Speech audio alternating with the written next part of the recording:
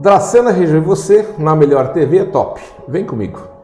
Nós estamos iniciando mais um Carreiras e Profissões e hoje eu tenho a grata satisfação de estar recebendo em nossos estúdios a doutora Paula Chioda.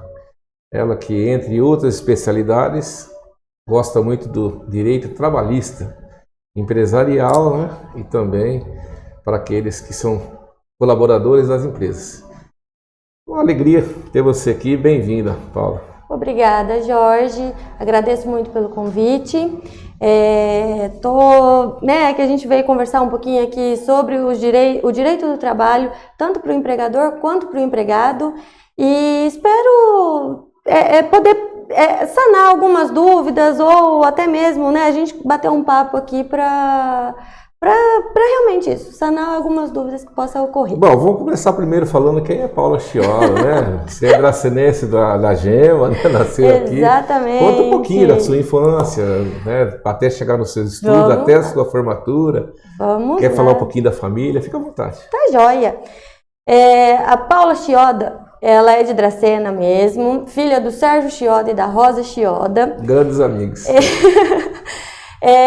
Minha infância toda foi aqui. Eu estudei no João Vendramini, no 9 de Julho e depois no DASC, que era o antigo Objetivo, né, que hoje é o DASC. E fui para Marília fazer faculdade. Fiz faculdade lá na Univem, me formei lá. E logo em seguida, em 2008 isso, hein? A minha formatura. E logo em seguida eu já fui para São Paulo. E lá eu fiquei por mais 11, 12 anos, mais ou menos. E onde eu trabalhei em escritório, trabalhei numa multinacional e fiz minhas especializações, pós-graduação em Direito e Processo do Trabalho e em Direito Previdenciário. E retornei para Dracena com a pandemia, né? Acabei retornando para Dracena, meu esposo também é daqui. É bom falar, porque senão a Juliana vai falar, não falou de mim, né? Fala do esposo, do filhote, do Gabriel, aquela coisa linda lá. Meu esposo, né, é de Dracena também, então acabei retornando para cá, tive um bebê, tem hoje 2 anos e 7 meses, o Gabriel. E tô aqui agora construindo também a minha carreira aqui na minha terrinha querida. Meus pais são daqui, né? Então já juntou tudo. Você trabalhou com seu pai? Quando eu me formei, eu fiquei, eu acho que 1 mês mais ou menos, no escritório com meu pai. Porque meu pai também é advogado trabalhista, Sim. né? A família toda tá no ramo aí do direito. Minha irmã é analista judiciária lá no TRT em Santa Catarina também. Então, aí eu fiquei, acho que 1 mês mais ou menos com meu pai e logo em seguida eu fui para São Paulo, que aí eu já saí de Dracena contratada para um escritório lá em São Paulo. E lá nesse escritório também, fiquei já por um bom tempo. São aqueles escritórios associados, né? Que tem lá X advogados, cada um de uma especialidade. Isso, e aí lá... especialidade que fala? É especialidade. Esse escritório que eu fui, ele era especialista em direito do trabalho empresarial.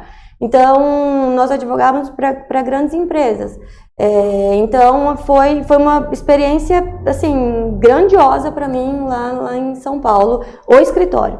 E aí, logo depois disso, saí do escritório e já fui contratada para uma multinacional, que era cliente do escritório. Que bacana. Então, aí trabalhei também. Sinal que você deu conta lá no escritório, foi bem, te enxergaram e levaram para a multinacional. Olha, eu fiquei muito feliz quando recebi o convite. Eu sei o que é trabalhar na multinacional, Paulo. Eu trabalhei 17 anos na multinacional, vou até citar aqui o nome que eu sinto orgulho em ter trabalhado lá. Foi na Souza Cruz, eu vendia cigarros, né? Era empresa multinacional. Que grandeza é você trabalhar na multinacional. Quanto conhecimento que a gente adquire, né? Exatamente, Jorge. Quanto conhecimento. Que eu falo assim, né? Que numa cidade menor a gente não tem essa possibilidade, muitas vezes, de ter. A empresa que eu trabalhava era no ramo de segurança patrimonial e transporte de valores, né? Aqueles carros fortes. E eu cuidava da parte norte e nordeste dessa empresa. Então eu viajei muito. Quem tiver no ramo de segurança patrimonial pode te procurar. Pode me procurar. Eu tenho uma bagagem grande. Nós temos grandes amigos aqui que trabalham com segurança patrimonial. Legal. Se você me permitir, vou até mandar um abraço lá. Claro. Fala aí o nome dele, Gustavo. Nosso amigo lá, o Beto. O Beto é nosso amigo, lá da Tangará. Que legal, legal. Aí, Beto, se precisar, nós temos uma advogada que sabe tudo. Estou à disposição, viu, Beto? Mas vamos então falar um pouquinho.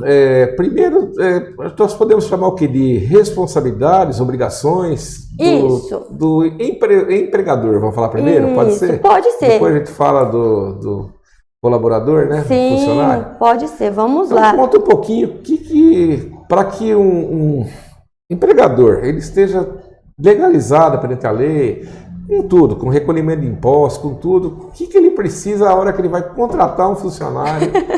Conta pra gente. Vamos lá.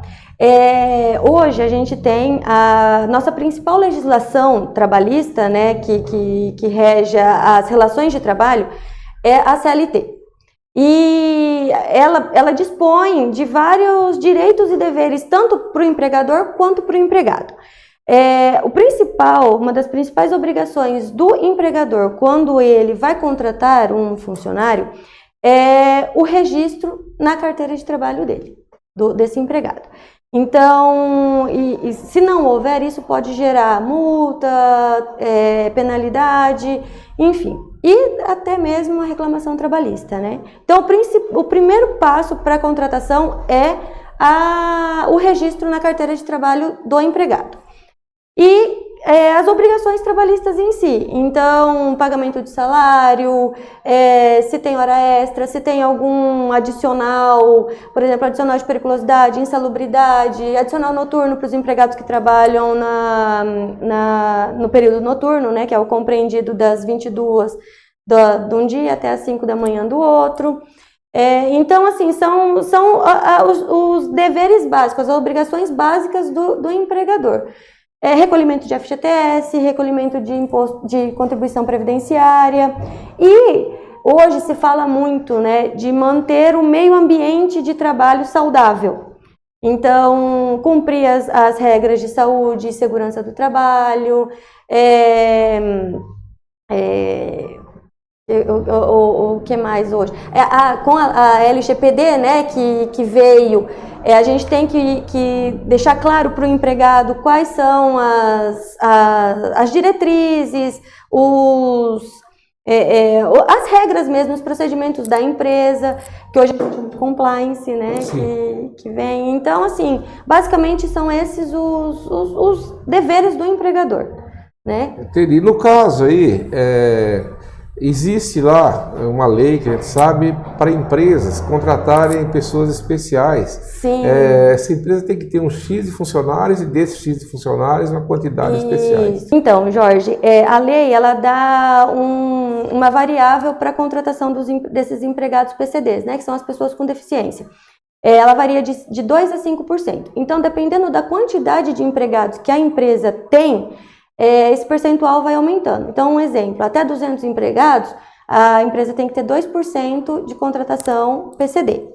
Aí, de 201 até 500, 3%. Então, é gradativo esse aumento.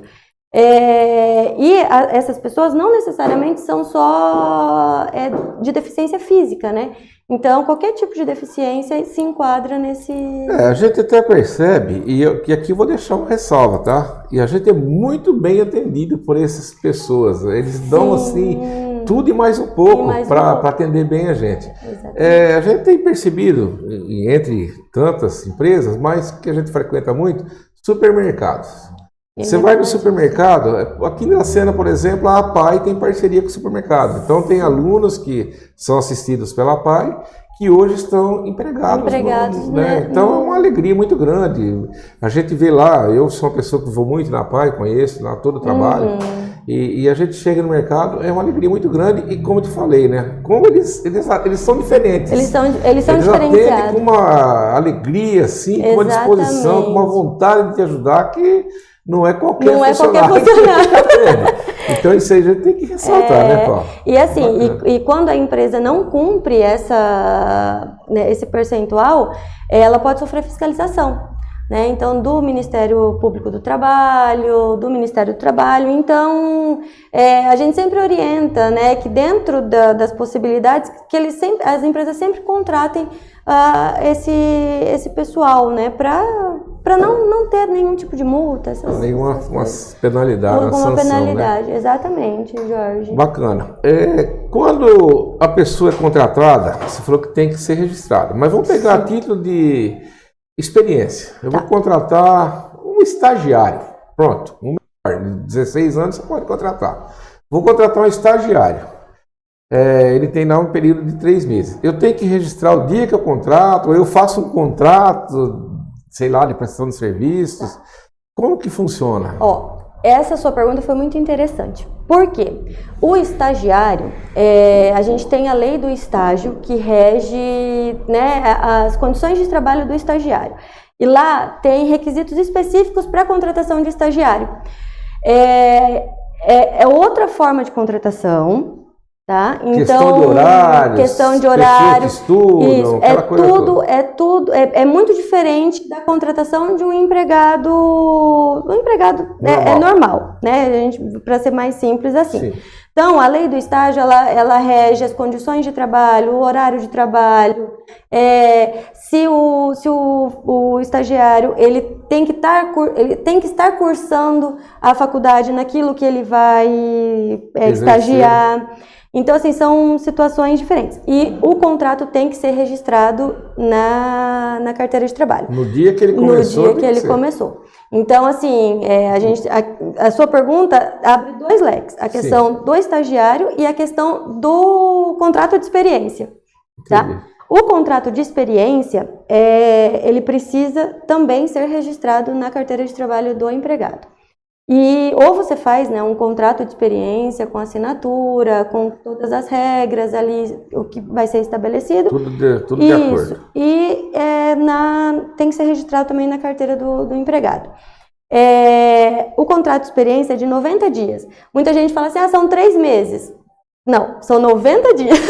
Porque vamos pegar um exemplo. Fevereiro teve 28. Isso, o que a lei fala, né, que é o máximo que ele pode reger, a vigência dele é de 90 dias. Então, ele pode ser prorrogado só uma única vez. Então, é usualmente utilizado 45 dias, se faz um contrato de 45 dias, para depois ser prorrogado mais uma vez pelo mesmo período. Então, mais 45 dias. Mas pode 90 e mais 90? Não pode. O máximo dele é 90 dias. Entendi. Então, assim, você pode ter um contrato de experiência de 30 mais 30, ou 45 mais 45, nunca pode passar de 90 dias. E essa prorrogação tem que ser no mesmo tempo dessa primeira parte do contrato. Tá? Por isso que é usualmente utilizado esse prazo, né, de 45 mais 45. Tá. E para qualquer tipo de funcionário, o limite de valor de salário seria o salário mínimo vigente. O mínimo. Para o estagiário é um outro valor acordado, também tem um valor específico. Isso, é assim, o que a gente rege, o salário mínimo, como o próprio nome já diz, né? Você tem que ser utilizado como base para as condições salariais, tá? Para o estagiário, a depender da quantidade de horas que ele trabalha, você paga uma remuneração. Então, utilizando como base o salário mínimo, tá? Sempre a gente tem que pensar no salário mínimo. E o estagiário, ele não recebe salário. Ele recebe uma bolsa, uma remuneração. A gente não utiliza a expressão salário. Isso aí é o valor acordado. Isso, o valor acordado. Eu posso, um exemplo, vou trazer aqui para a TV o estagiário, eu posso combinar com ele de pagar R$500, R$1.000? Não, aí não. Aí é assim, sempre pela quantidade de horas trabalhadas, fazendo proporcional com o salário mínimo. Entendi. Ou também, por exemplo, se a gente tem um comércio aqui em Dracena que é o forte nosso, né, aqui na nossa cidade. Nós temos o Sindicato dos Trabalhadores no Comércio. Sim. Então, ali eles estabelecem na negociação coletiva o piso salarial.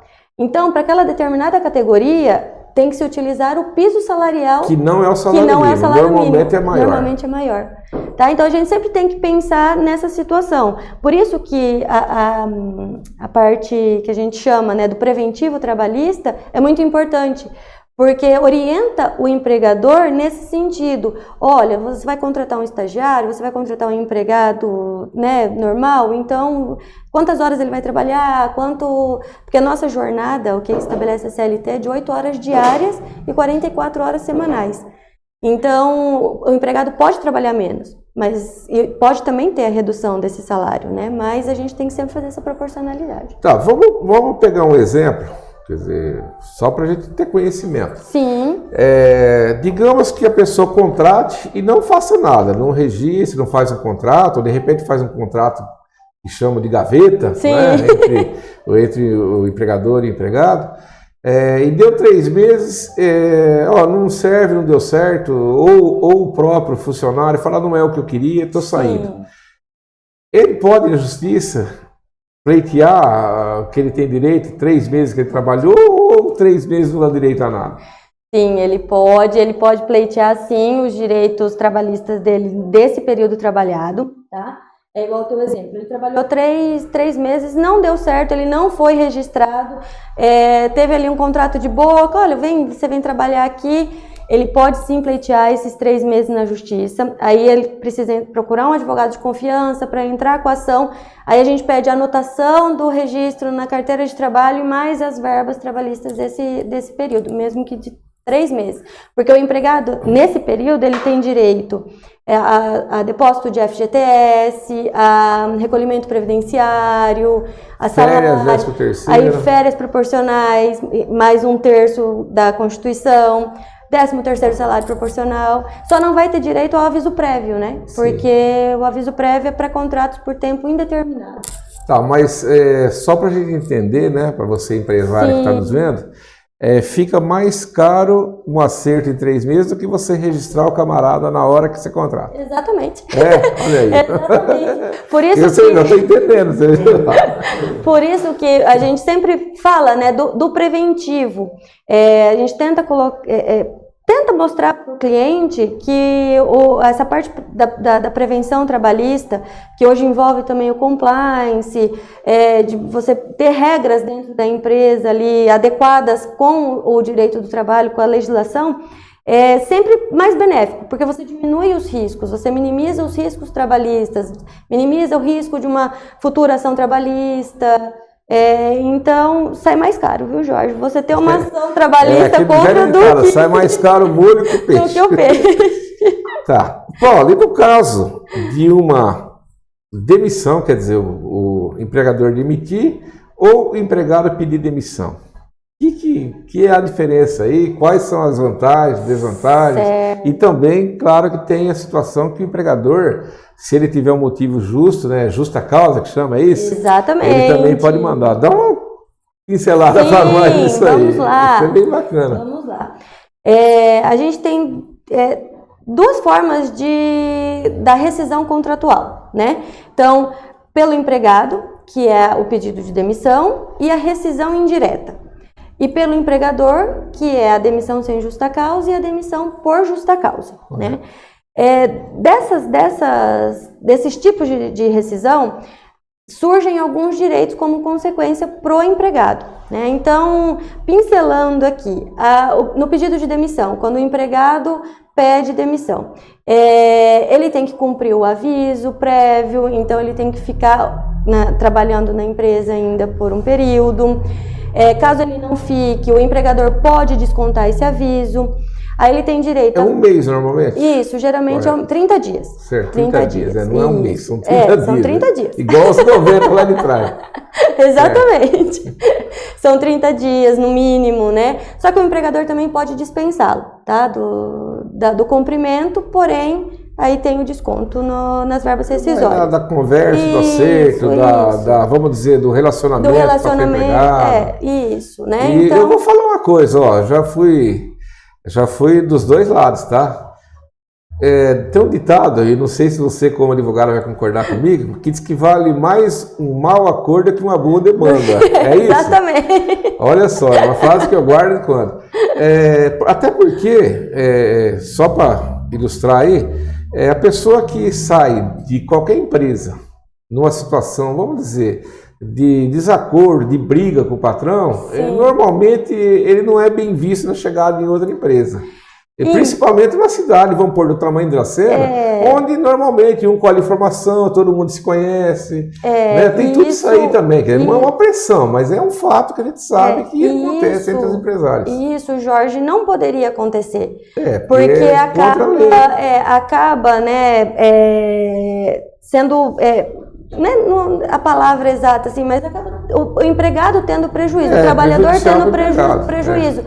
E isso acarreta até uma discriminação. Então, a gente sempre fala, né? O empregado ele tem direito de procurar também o que entende que foi errado naquela relação de emprego, como o empregador também tem a possibilidade ali de se defender daquilo. Então, por isso que eu sempre, se ele estiver corretamente, com tudo regulamentado, certinho. Então, muitos trabalhadores, né, não procuram a justiça atrás dos seus direitos por conta disso, por talvez ter a sua imagem manchada, por não... Só que isso tem que ser também, esse paradigma tem que ser quebrado. Sim, porque... eu acho que nós já temos a justiça, já temos as leis, quer dizer, se os dois cumprirem o que foi acordado, não vai ter problema nunca. A gente vê aí empregados de 40, 50 anos em empresas aí. Por quê? Porque os dois são bons, a empresa é boa e o colaborador da empresa também. Né? Então... Agora, a gente também vê um monte de gente que, se você pegar aí um jovem de 23, 25 anos, tem 10 registros na carteira já. Quer dizer, e aí? Estou procurando melhorar? De repente tá, mas será que... Mas será que, né, então... a gente tem, né, assim, voltando na parte da rescisão, das demissões, né, pegando esse gancho, a gente tem a rescisão indireta do contrato de trabalho também, que é quando o empregado demite o empregador, digamos, entre aspas, né? Quando o empregador comete alguma falta grave, vou dar um exemplo, né? Quando não se tem depósitos regulares do FGTS, quando tem questões de assédio moral, assédio sexual, e o empregador não tomou nenhuma atitude e aquilo foi se alastrando. Então, assim, tem algumas situações que o empregado também pode demitir o empregador, só que aí ele tem que procurar a justiça. Aí ele tem que procurar um advogado, trabalhista de confiança, para poder ingressar com essa ação. E aí ele terá direito às verbas rescisórias dele como se demitido fosse, né? Então, aviso prévio, férias proporcionais, né? Ou férias integrais, 13º salário, todo o rol de... Tem multa de contrato? Assim, se o camarada for registrado, existe alguma multa? Ou só se for constado lá na carteira? Não, assim, a multa que a gente fala, o empregador, ele paga a multa, ele pode ser penalizado no caso de, por exemplo, não registrar a carteira de trabalho. Mas isso não é em contrato, isso a própria CLT já determina. Tá? Então, assim, geralmente no contrato de trabalho a gente não coloca nenhuma multa por conta de que aquilo que é de direito das partes já vai estar estabelecido na CLT, né? Então, mas por exemplo, no caso de ter uma convenção coletiva dos sindicatos, lá também estabelece algumas multas, algumas penalidades, então é mais nesse sentido, assim. Então, no caso da pessoa, porque normalmente quando é registrado, existe um acordo, vamos dizer, de boca ali. Ó, você vai trabalhar em tal setor, você vai fazer isso, tal. Quer dizer, a pessoa concordou. Ele pode ser penalizado se determinada coisa ele não estiver fazendo a contento. Como que é essa penalidade? Ele é advertido verbalmente, depois por escrito? Como que vai ver? Porque nos pequenos comércios, vamos dizer, onde tem 2, 3 funcionários, é fácil, porque ali no dia a dia o patrão está ali junto, estão conversando, se acerta, é fácil. Mas quando você pega uma empresa de um porte maior, nem todo mundo está sendo fiscalizado, em que pese sempre tem lá um chefe, né, do setor, vamos dizer. Mas acontece. Mas, Jorge, eu vou te falar que é mais difícil você tratar dessa parte de penalidades num comércio ou numa empresa menor, de pequeno e médio porte, do que numa empresa de grande porte. Porque, geralmente, numa empresa de pequeno porte, o empregado e o empregador são conhecidos, estabelecem uma relação até de amizade. Então, assim, é complicado você chegar por exemplo, advertir o seu empregado, porque tem ali até uma relação... Batizou o filho, foi padrinho de casamento. Sabe? Então, assim, fica até mais difícil. Mas nós temos, sim, por mais que a gente precise, né, incutir na cabeça, nas relações trabalhistas, que a penalidade não é o melhor, né, a melhor saída, o melhor caminho, ainda assim tem situações que você precisa advertir, você precisa aplicar uma suspensão, alguma coisa assim. Então, por exemplo, o empregado que chega atrasado todos os dias, você pode adverti-lo. Primeiro de uma forma verbal, chamar atenção, você pode depois... Sempre individual, nunca na frente dos colegas, né? Na frente dos colegas, isso, pelo amor de Deus, né? Porque senão também aí vem um constrangimento aí ele já passa a ter direito. Opa, foi divertido. Então, assim, sempre chamá-lo, conversar, e aí as penalidades vão sendo... Se houver reincidência, as penalidades vão aumentando também. Então, você pode aplicar uma suspensão, até chegar numa demissão por justa causa, que é quando o empregado comete alguma falta grave, que aí o nosso artigo 438, ele estabelece as condutas que podem caracterizar uma justa causa. Tá, na sua caminhada aí, você tem alguns exemplos para passar para nós de demissões por justa causa e pedidos de demissões? Sim, vamos lá.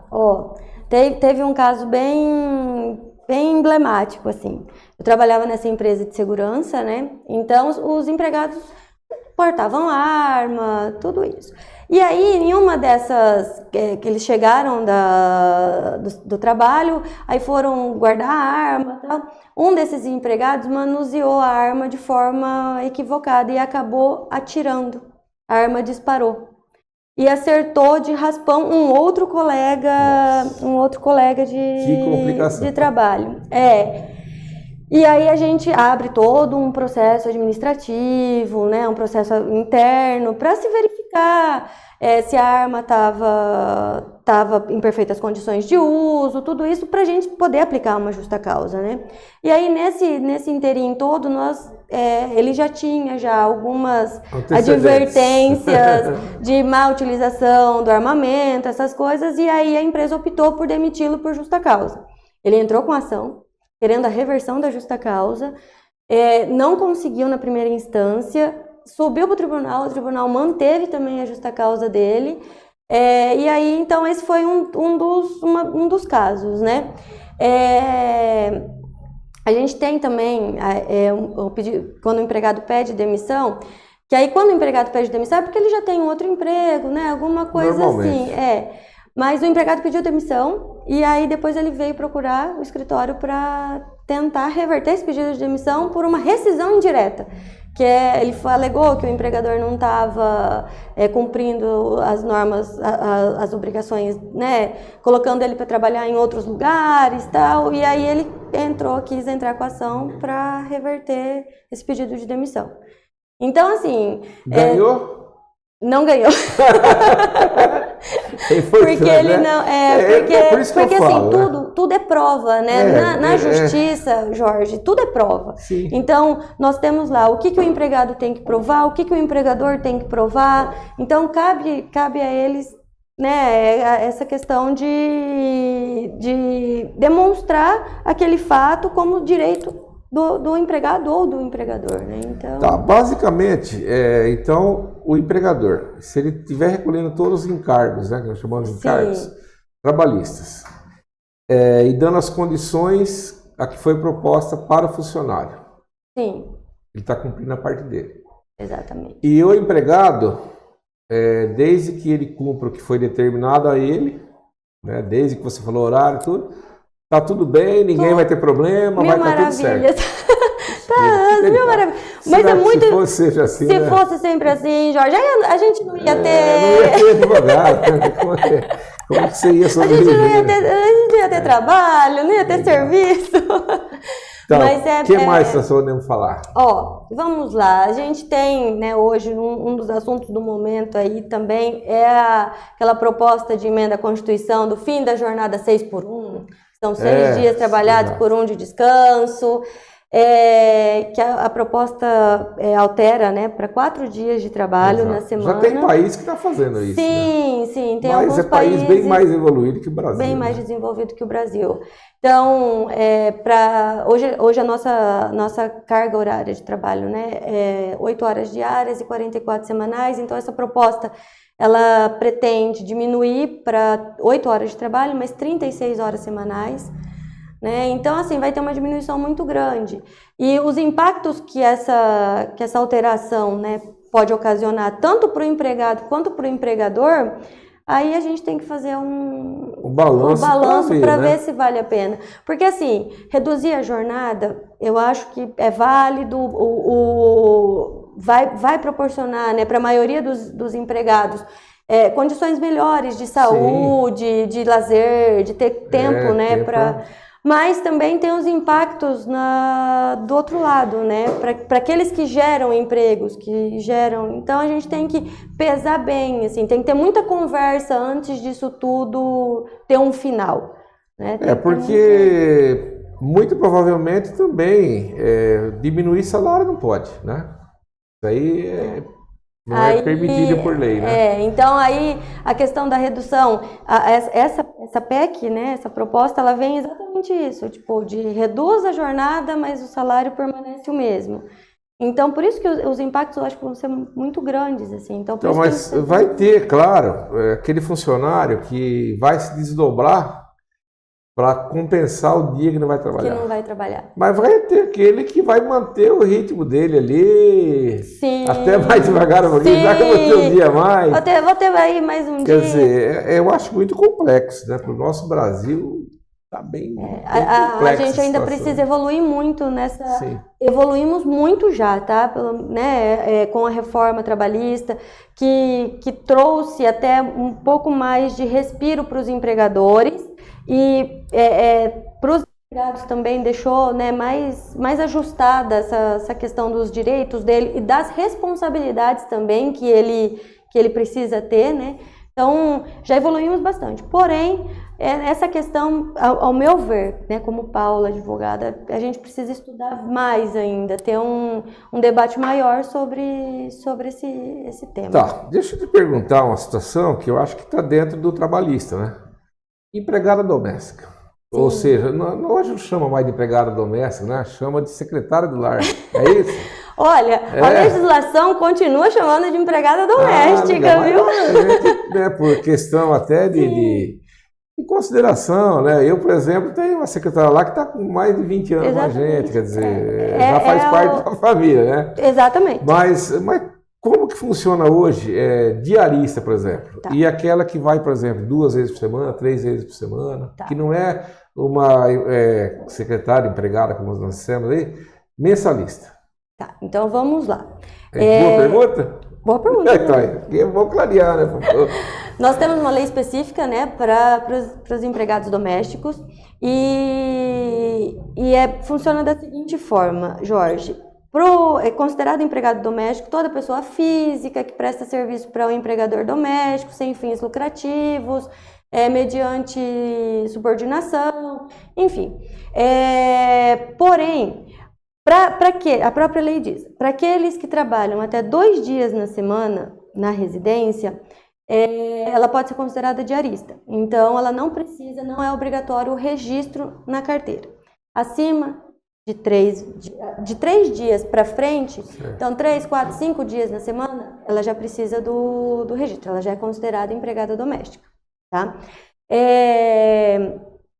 E aí ela tem todos os direitos trabalhistas também, recolhimento de FGTS, que é diferenciado do nosso, né, dos empregados urbanos, que a gente chama, recolhimento de INSS, tudo isso. Então, a lei garante essa situação. Para os empregados domésticos que trabalham mais de 3 vezes na semana, ela precisa do registro na carteira de trabalho. Até 2 vezes não é considerado doméstico, pode ser diarista. Bacana, então, você, dona de casa aí. Exatamente. E aí, a forma de pagamento também não precisa ser mensal. Pode ser quinzenal, pode ser semanal, pode ser por dia, pode ser mensal, né, que é o mais comum. Mas a diarista não. Aí a diarista já é outra situação. Mas para a empregada doméstica a gente tem essa... Correto. Se você tem lá uma empregada doméstica, você pode cobrar a refeição dela? Cobrar em que sentido? Assim, a refeição dela, ela trabalha na sua casa, ela fica o dia todo lá. Ela vai, por exemplo, almoçar. Você pode cobrar o almoço dela? Eu estou perguntando, porque a gente já ouviu essa pergunta, né? Então, mas assim, eu acho que... Tem gente que fala, trabalho, ganha tanto, mas eu vou cobrar. Tá bom. Não. Eu acho que vai muito também o bom senso, né, Jorge? A lei não fala nada disso. A lei fala que ela tem que ter o período de descanso intra-jornada, que é aquele para repouso e alimentação. Você vai entrar às 8 às 18, isso. 2 horas de descanso. Na verdade, a lei fala assim, no mínimo 1 hora e 30 minutos se tiver convencionado. Né? No mínimo 30 minutos, isso. Então, assim. O celular, que muita gente gosta de ficar no celular, né? No WhatsApp.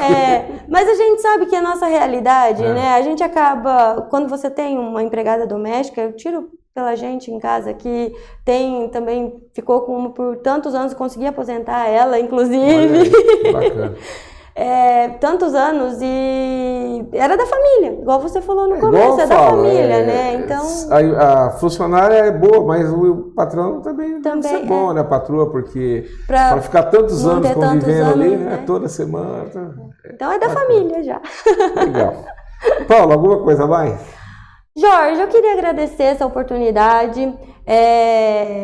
Retornei para a Dracena faz pouco tempo, né? Fala onde você está estabelecido, né? Está aqui perto da Top TV, é só descer uma quadra para ali. Onde você está, o telefone, pode falar, acho que não tem problema, né?